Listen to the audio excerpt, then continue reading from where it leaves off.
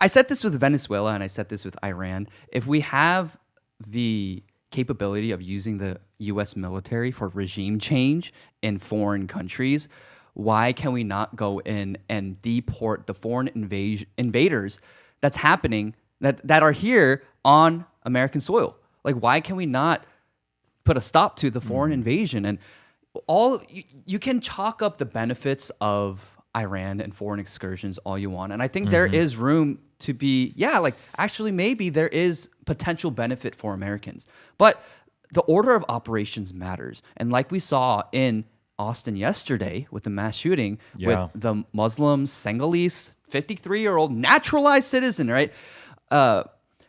He was radicalized by what America's doing and Israel's doing in Iran, but he shouldn't have been here in the first place. Right. And he was also a naturalized citizen, which is also a conversation to be had where legal immigration is actually maybe far more harmful than illegal, because at least the illegals, you can get them out. They have no legal standing here.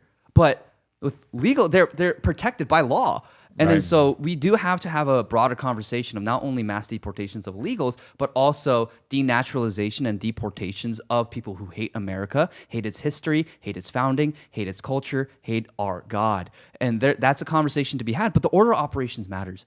And this is what makes a lot of right-wingers and a lot of patriots frustrated about the Trump administration, is that you have the resources and you have the energy to focus on Venezuela, on Iran. But literally, our country is being invaded. Like America, there is a foreign invasion happening on American soil that in any other period in history, any country would have been justified in going to war to protect their own country. And I'm not saying that we should advocate for political violence or that I want war in this country, but it is not hateful and it is not wrong to deport those who are illegal, mass deport tens of millions, but also those who are naturalized American citizens, but their allegiance lies with a foreign state. Their allegiance lies elsewhere, especially with foreign adversaries of America. They have no business being an American citizen. And in America's past, we have revoked citizenship from many people because they were communists, because they were traitors. And we have literally people in Congress,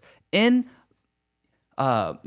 positions of leadership in our states, governors, city council members who are avowedly and openly, brazenly loyal to other countries than America. You saw Rashida Tlaib yesterday say, U.S. and Israel are doing this in Iran. This is who they are.